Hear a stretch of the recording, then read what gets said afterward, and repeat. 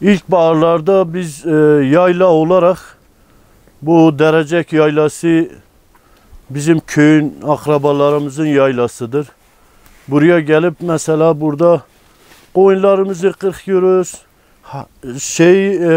Peynir, yağımızı, her şeyimizi buradan alıyoruz. 2-2,5 aya kadar burada kalıyoruz. 2,5 ay sonra yavaş yavaş köye geri dönüş yapıyoruz. Ayın 20'sine kadar, belki 25'ine de olur, belki çünkü karar köy el birliğiyle veriyor. Belki bir ayın başına kadar da. Yavaş yavaş toparlanıyoruz yani. Her an içinde gidebiliriz. Belli olmuyor.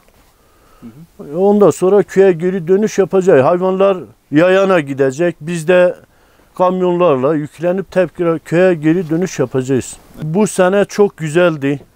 Bu sene hem yayla otumuz hem hava şartları çok güzeldi. Yani bu sene her sene bu otu biz göremedik. Ama bu sene çok şükür çok güzeldi.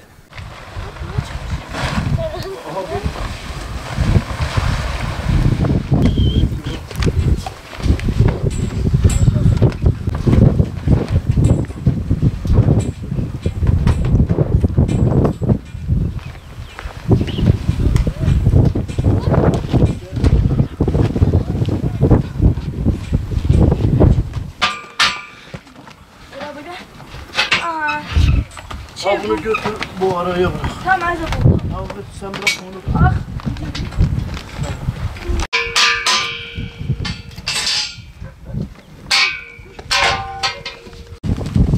Şimdi ne oldu?